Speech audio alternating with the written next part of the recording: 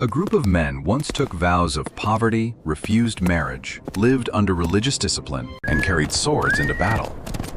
They guarded pilgrims, charged into armies many times larger than their own, controlled castles, managed royal money, and built a financial network that stretched across continents. Then, on a Friday morning, almost the entire organization was attacked at once. That organization was the Knights Templar. Their story sounds like several different legends forced into one. They were monks, but they killed in war. They called themselves poor, but became one of the wealthiest institutions in medieval Europe. They were created to protect travelers, but eventually became bankers to kings. And when they were finally destroyed, the date of their arrest became connected to one of the most feared superstitions in Western culture, Friday the 13th. But to understand how a small brotherhood of 9 knights could become such a powerful military and financial force, we have to begin with a city claimed as sacred by 3 great faiths. Judaism, Christianity, and Islam are all monotheistic religions. Each teaches belief in one supreme God, and each considers Jerusalem a place of extraordinary spiritual importance. That shared holiness did not always bring people together. It also made the city one of the most fiercely contested places in human history. At the end of the 11th century, Christian armies from Europe marched east during the First Crusade. Between 1096 and 1099, they fought their way toward Jerusalem and took the city from the Fatimid rulers who controlled it. On the land they captured, the Crusaders established the Kingdom of Jerusalem. One of the most important leaders of the crusade was Godfrey of Bouillon, a French nobleman who became the first ruler of the new kingdom. He did not call himself king. Instead, he accepted a title closer to protector or ruler of the Holy Sepulchre. Whatever title he used, the result was clear. Jerusalem was now controlled by Christian forces, and pilgrims from across Europe began traveling there in growing numbers. For believers, this was not an ordinary journey. Jerusalem was the city connected to the life, suffering, death, and resurrection of Jesus. To reach it was to walk through the landscape of sacred history. Many pilgrims were willing to cross seas, deserts, and hostile territory for the chance to pray there. The sea route between Europe and the eastern Mediterranean became relatively secure under Crusader protection. The real danger began after the pilgrims reached the coast. The roads leading inland toward Jerusalem were exposed. Travelers moved through unfamiliar country carrying money supplies and religious offerings. Bandits knew exactly where they were going. Armed groups attacked caravans, stole valuables, and sometimes killed entire parties. Muslim fighters, who still saw the Crusaders as foreign occupiers, also threatened the routes. The Kingdom of Jerusalem had a serious problem. Once the First Crusade ended, most of the European armies returned home. Only a few hundred knights and several hundred infantrymen remained to protect the new kingdom. That was nowhere near enough to guard every road town fortress and border. The soldiers who remained had to concentrate on defending Jerusalem and the most important strongholds. Pilgrims traveling between the ports and the Holy City were often left dangerously exposed. Then, in 1119, a French knight named Hugues de Payan approached King Baldwin II of Jerusalem. He was accompanied by 8 companions. Together they proposed something unusual. They would become a permanent brotherhood dedicated to protecting Christian pilgrims. They would not live like ordinary knights. They would swear vows of poverty, chastity, and obedience. They would own little for themselves, avoid marriage, follow a strict religious rule, and devote their lives to God. But they would also remain warriors. This was the contradiction at the heart of the Templar idea. A monk was expected to withdraw from violence. A knight was trained to use violence. The Christian commandments included a prohibition against killing, yet these men wanted to carry swords in the name of religion. Hugues de Payan and his companions argued that the 2 roles could exist inside the same person. They would not fight for wealth revenge or personal glory. They would fight to protect the weak, defend pilgrims, and resist those they considered enemies of the faith.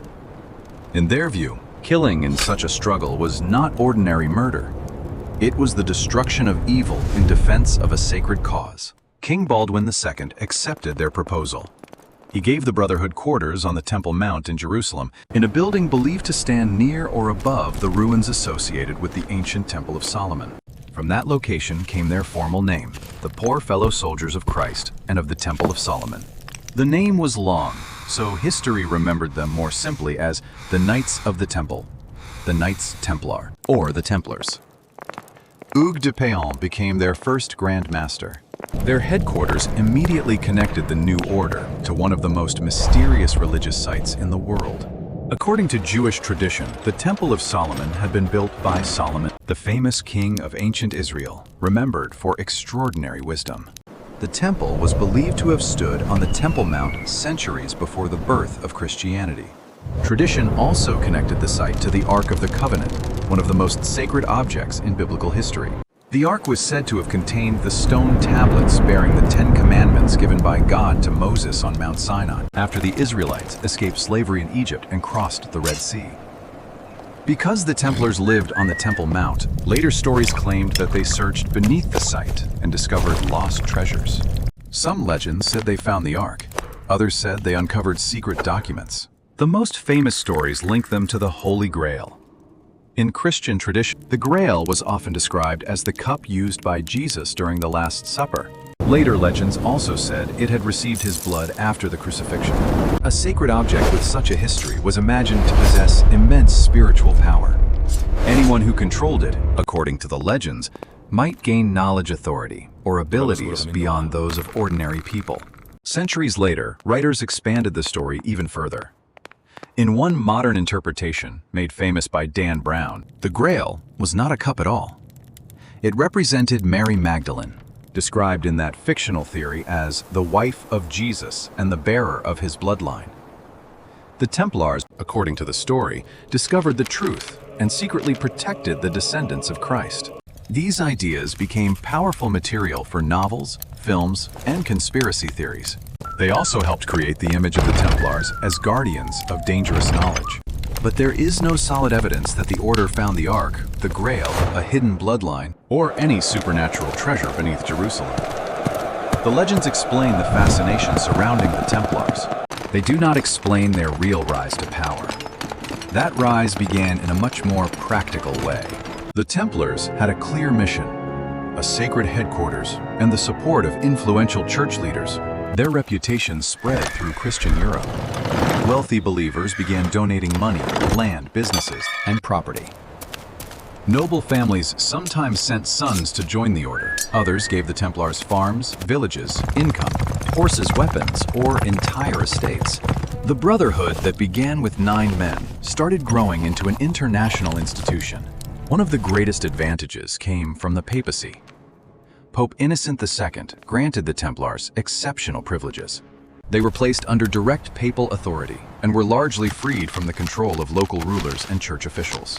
They could cross borders, operate in many territories, and avoid numerous taxes and obligations imposed on ordinary institutions. A Templar was ultimately responsible to the Pope, not to every count, bishop, or king whose lands he entered. That independence made the order extraordinarily flexible. Donations collected in England, France, Spain, Portugal, Italy, and other regions could support fortresses and armies in the eastern Mediterranean. Men, horses, weapons, grain, and money could move through a network that local governments found difficult to interrupt. The Templars also became a highly organized military force. A mounted Templar knight carried a sword suited to fighting from horseback. He carried a single-handed sword around 90 centimeters long. He could also use a lance bow, crossbow, and dagger. His protection included padded armor, chainmail, a helmet, a shield, and later early forms of plate reinforcement. Over the armor the knight wore, the image that made the order instantly recognizable: a white mantle marked with a red cross. The white symbolized purity. The red cross represented a willingness to shed blood and die for the faith. Their weapons were not magically superior to those carried by other elite knights. What made the Templars unusual was consistency. Medieval soldiers often had to provide their own equipment. Quality depended heavily on personal wealth. One man might arrive with excellent armor and several horses, while another brought whatever he could afford. The Templars used their resources to equip their warriors according to a common standard. Each knight could receive high-quality arms armor, horses, and support. The order could replace damaged equipment, maintain supply lines, and organize men under the same discipline. They did not fight as a loose collection of ambitious nobles. They fought as members of a religious brotherhood. A Templar was expected to obey. He was not supposed to break formation to chase loot, display personal bravery, or capture a valuable prisoner for ransom. The order's strength came from collective action. When its heavy cavalry charged together, the impact was designed to break the enemy line before the enemy could absorb the shock. The Templars, therefore, became one of the leading heavy cavalry forces of the Crusader states. They guarded roads, defended castles, escorted pilgrims, and took part in repeated campaigns against Muslim armies. One of their most famous victories came in 1177 at the Battle of Montgisard. The Muslim world was becoming more united under Saladin, ruler of Egypt, and one of the greatest commanders of the age. He had not forgotten the Christian occupation of Jerusalem, and he was determined to defeat the Crusader kingdom. In November 1177, Saladin marched from Egypt with a force of about 26,000 soldiers. He believed the defenders of Jerusalem were too weak to stop him. The Grand Master of the Templars, Odo of Saint-Amand, gathered every knight he could and moved south toward Gaza. Saladin expected that response. He bypassed the position and advanced toward the port city of Ascalon. Only hours before the Muslim army arrived, the young King Baldwin IV of Jerusalem reached Ascalon with around 500 knights and several thousand infantrymen. Baldwin was only 16 years old. He was also suffering from leprosy, the disease that would eventually destroy his body and give him the name by which history often remembers him, the Leper King. His arrival forced Saladin to reconsider. Rather than attack Ascalon directly, Saladin left a force to contain Baldwin and opened the road toward Jerusalem. From his perspective, the holy city now appeared vulnerable. Saladin turned inland and marched north. His confidence became dangerous. Because he believed the enemy had been trapped or scattered, discipline in his army loosened. Soldiers spread across the countryside, searching for supplies and plunder. Units became separated. The formation that had entered the kingdom as one massive army was no longer moving as a single compact force. Baldwin somehow managed to communicate with Odo and the Templars near Gaza. The knights moved quickly to join the king. Together, the Christian force broke out of Ascalon and raced toward Jerusalem. Their total strength was roughly 4,500 men. They were heavily outnumbered, but they had one advantage: Saladin did not expect them to appear where they did. On November 25th, 1 week after Saladin had left Egypt, his army was crossing difficult ground near Montgisard, southeast of Jerusalem. Then the Christians came down from the north. At the front were Odo of Saint-Amand and around 80 Templar brothers. They did not turn aside. They did not search for a weaker target. They aimed at the center of the Muslim formation, where Saladin and many of his best troops were positioned. Later accounts describe the Templars as moving like one body. 80 riders held direction and formation, driving straight into the heart of an army far larger than their own. Sunlight flashed across swords, mail helmet, and red crosses on white mantles. Horses accelerated, lances lowered. The charge struck before Saladin's scattered soldiers could organize a stable defense. The Templars punched into the center. The rest of Baldwin's army followed. Muslim troops, already tired after the march and spread across the surrounding area, struggled to assemble. Confusion became panic. The Christian attack shattered the hurried defensive line and turned Saladin's advance into a retreat. Jerusalem was saved. The victory at Montgisard became one of the great stories of the Crusader period. Baldwin IV proved himself a bold commander despite his age and illness.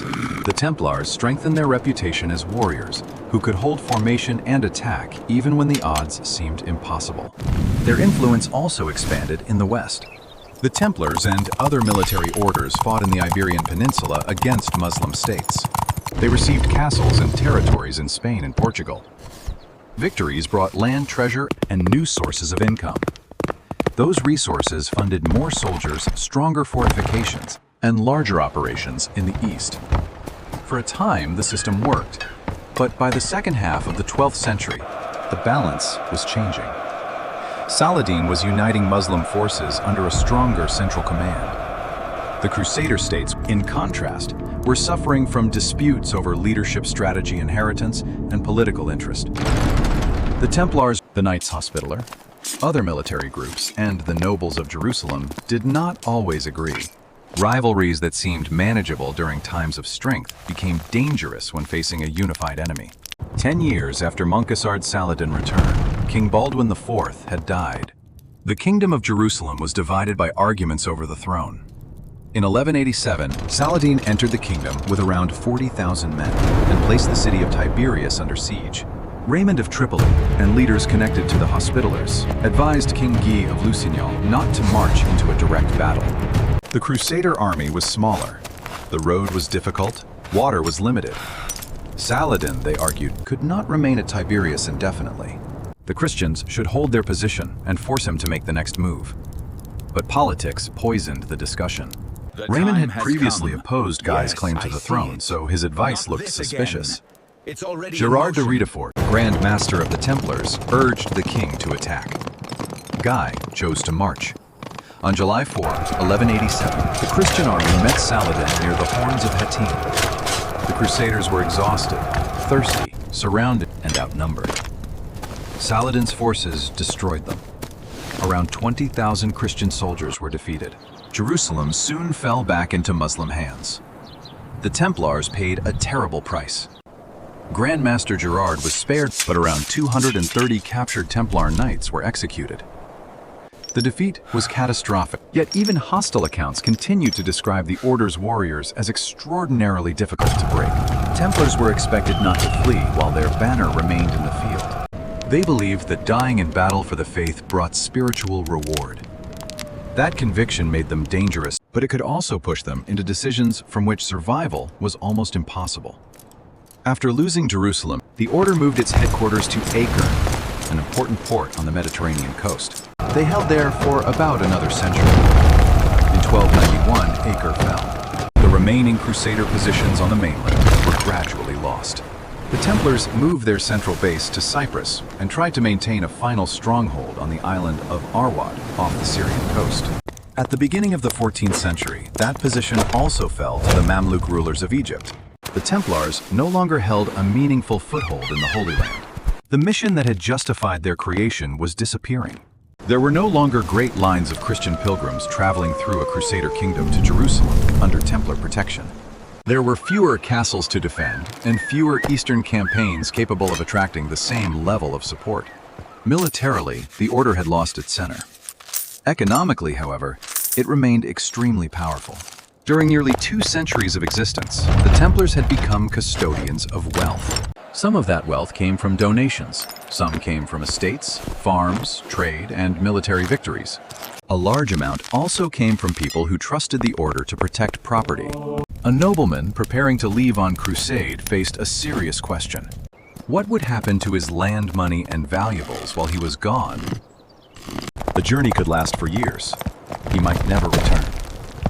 Relatives, rivals, officials, and thieves could take advantage of his absence. The Templars offered an answer. They had fortified houses, armed personnel, written records, international connections, and a reputation for discipline. A Crusader could place property or treasure under their protection before departing. Pilgrims and merchants used similar services.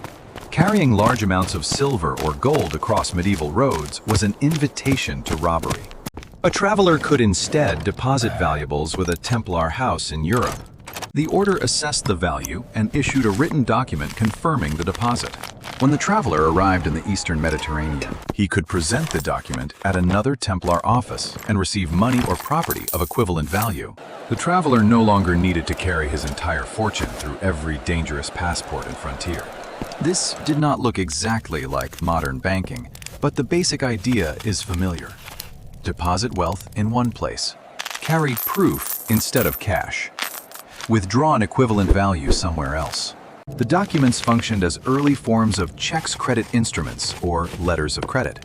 They protected travelers and gave the Templars access to a huge flow of capital. Money entered one part of the network and could be used elsewhere. Funds deposited in France might support horses in Spain, grain in Cyprus, a fortress in the Levant, or a loan to a European ruler. The Order developed the ability to move value without physically moving the same coins from beginning to end. That ability made the Templars useful to kings. Royal governments needed money for wars, castles, officials, diplomacy, and court expenses. Medieval taxation was often slow and unreliable. The Templars already possessed secure buildings, trained administrators' account records, and branches in different kingdoms. Monarchs began using them to hold treasure, supervise payments, and manage parts of state finance. The men who had taken vows of poverty became the managers of fortunes. Their official seal famously showed two knights riding one horse, an image associated with the poverty of the early brotherhood. In the beginning, the message made sense. 9 men with limited resources were sharing everything they had. By the height of the order's power, the same image had become deeply ironic. The Templars controlled a dense economic network across Europe and the Mediterranean. They owned productive land. They managed farms. They built churches, estates, castles, warehouses, and fortified commanderies. They participated in production, import-export, and long-distance trade. They maintained ships for transport, logistics, and commerce. At different points, their influence extended across major islands and strategic routes.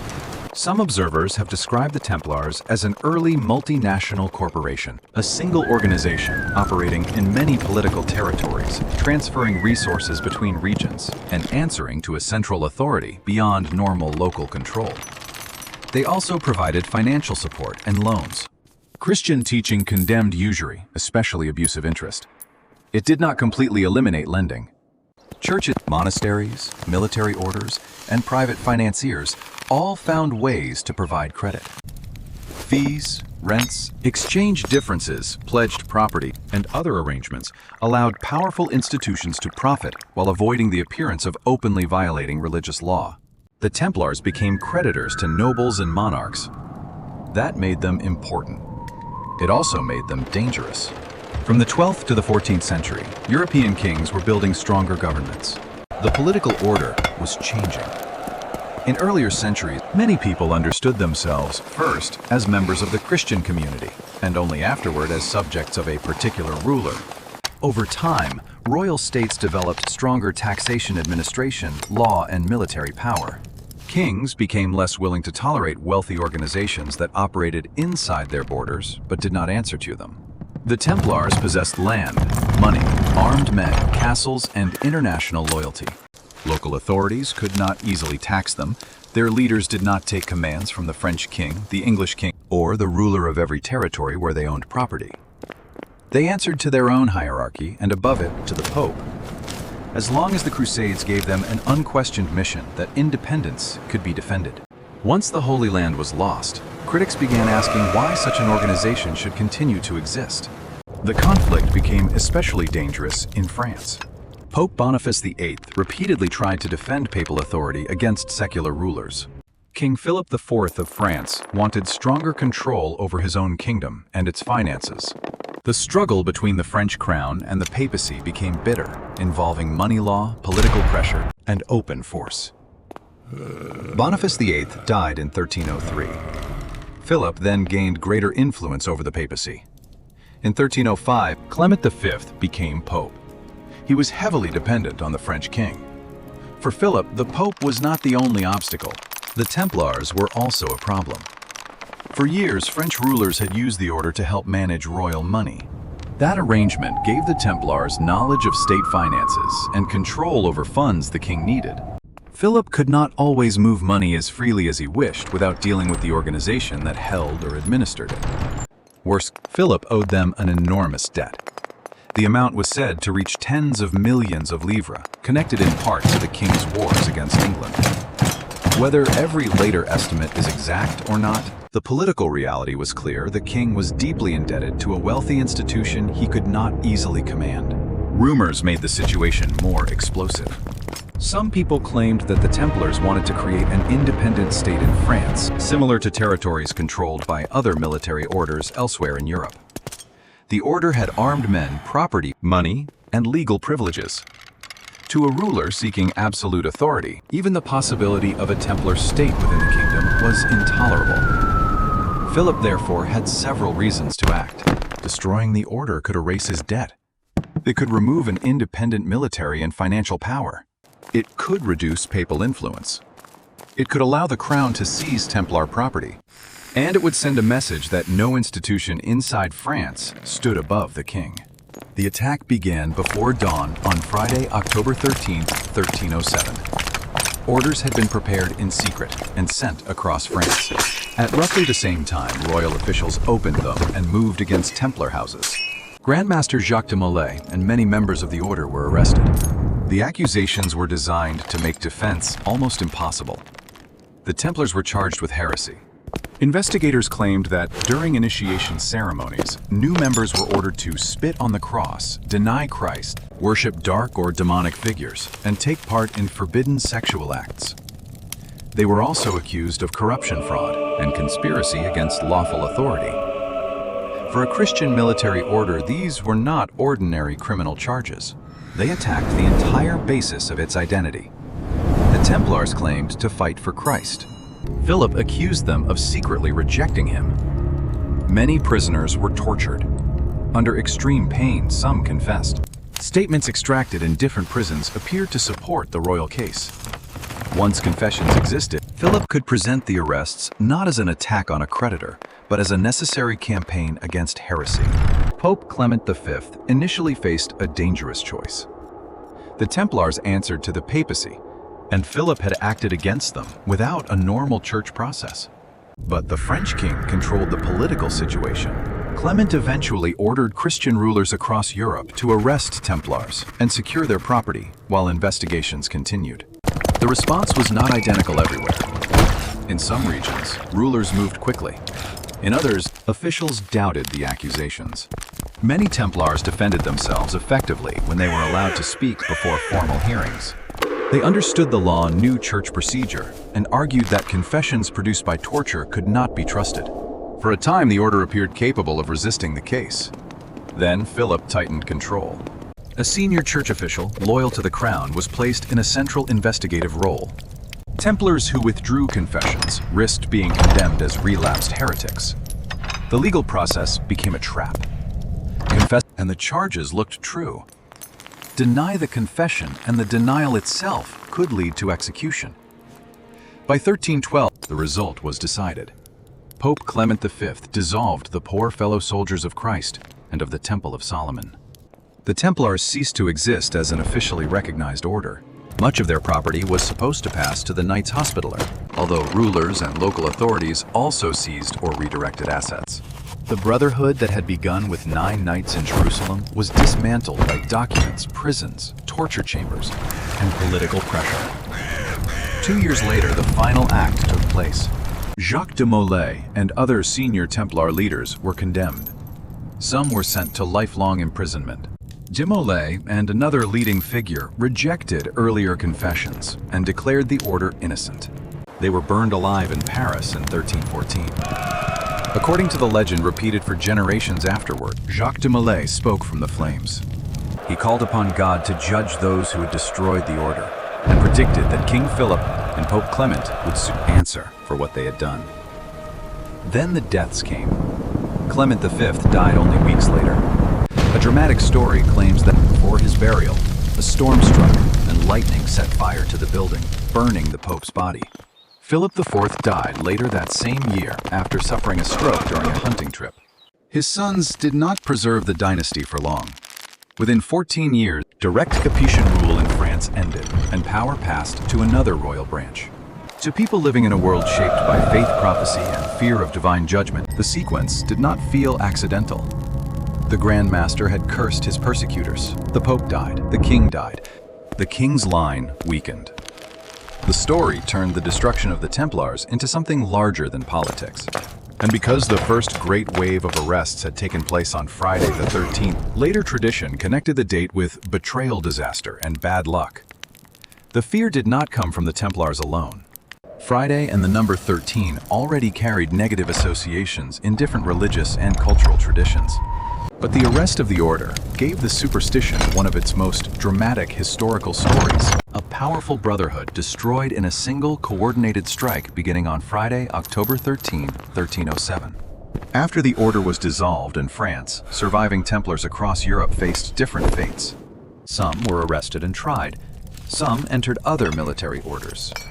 Some returned to ordinary religious life. Others disappeared into private existence after being cleared or released. In Spain and Portugal, certain rulers were less willing to destroy men who had served them in war. Former Templars were allowed to continue under new organizations. In Portugal, the Order of Christ inherited part of the Templar tradition and resources. Over time, however, these successor institutions changed and became increasingly controlled by secular rulers.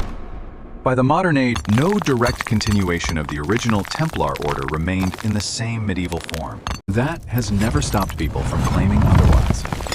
Stories insist that Templars escaped with hidden treasure. Some say they carried secret documents onto ships and vanished. Others claim they entered underground societies, protected the bloodline of Jesus, influenced later financial systems, or survived as an invisible force defending Christianity from the shadows. The lack of clear evidence has not weakened the legends. In many ways, it has made them stronger. An ordinary organization leaves records and a recognizable ending. The Templars left castles, court documents, accusations, missing assets, religious symbolism, and an execution, surrounded by stories of a curse. Their public identity disappeared, but no single explanation satisfied every question people wanted to ask. What happened to all their wealth? Were the accusations completely invented, or did private initiation rituals give enemies material they could distort? Did ships escape from French ports? Did some brothers carry secrets into Portugal, Scotland, or other regions? Was the destruction mainly about heresy, royal, debt, political control, or all of them together? The mystery survives because the real history is already strange enough. The Knights Templar began as 9 men offering to protect pilgrims on a dangerous road. They combined 2 roles that seemed impossible to combine: monk and warrior. They built a disciplined military force without becoming a normal kingdom. They used religious donations to create an international supply system. They developed financial services that allowed travelers to deposit wealth in one country and recover its value in another. They became trusted by kings, then became powerful enough to frighten them. Their greatest strength was the structure that connected all of those roles. Faith gave them purpose. Military discipline gave them reputation. Papal privilege gave them freedom. Donations gave them land. Land gave them income. Income funded armies and castles. Their international network allowed them to protect money. Protecting money turned them into financiers. Financial power brought them close to royal governments. And that closeness placed them directly in the path of a king who wanted their wealth, resented their independence, and owed them more than he wished to repay. The same system that made the order powerful made it vulnerable. They depended on the Pope for protection, but the Pope could dissolve them. They served monarchs as financial managers, but monarchs could seize their houses. They operated across many borders, but when accusations spread across Europe, their international network became a map for arrests. They possessed enormous assets, but those assets gave their enemies a reason to destroy them. For almost 200 years, the red cross on a white mantle represented some of the most feared heavy cavalry in the medieval world. Then the cross was used as evidence against the men who wore it. Their faith was questioned. Their confessions were forced.